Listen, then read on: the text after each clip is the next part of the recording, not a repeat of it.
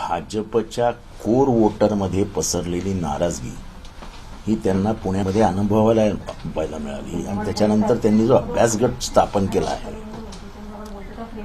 आणि त्या अभ्यासामध्ये अभ्यास गटाने दिलेल्या माहितीनुसार की कोर जो वोटर आहे तो नाराज आहे की ज्यांच्या विरोधात तुम्ही लढाई लढलात भ्रष्टाचाराची त्यांनाच तुम्ही बरोबर घेऊन जर निवडणुका लढणार असाल तर कसं चालेल.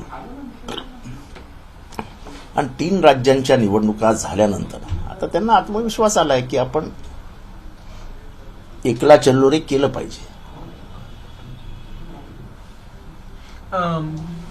म्हणजे याचा अर्थ होतो तुम्ही म्हणताय की भाजप एकटी लढणार लोकसभा असा माझा अंदाज आहे. सविस्तर. कारण का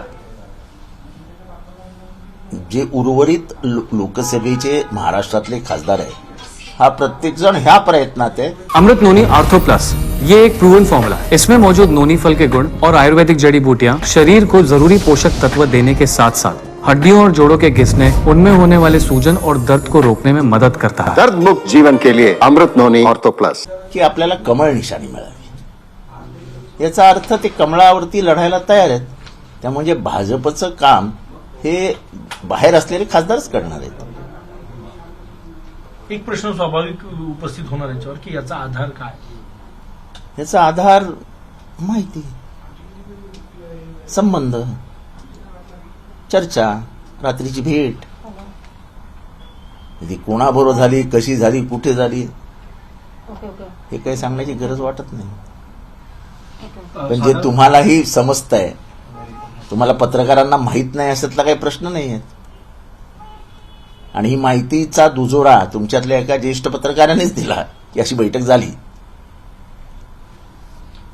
पण आपण जर पाहिलं असेल तर भाजप आणि आरएसएस यांच्यामध्ये जे काही होतं ते कधीच बाहेर येत नाही. म्हणजे आरएसएसच्या वरिष्ठांनी काही चर्चा केली तर ती दुसऱ्यांनाही कळत नाही असा समज आहे साधारणतः.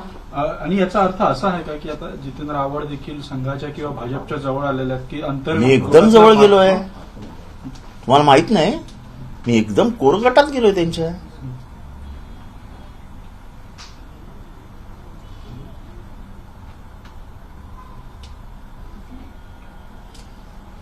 तुम्ही असा पण एक दावा केलेला आहे की एकनाथ शिंदे शिवसैनिक होण्याच्या आधी स्वयंसेवक होते. ते त्यांनाही विचारा. ते शाळेत जायचे, त्या संघाच्या शाखेत जायचे आणि हे काही चुकीचं आहे असं मला वाटत नाही. लाल मातीतली कुस्ती म्हणजे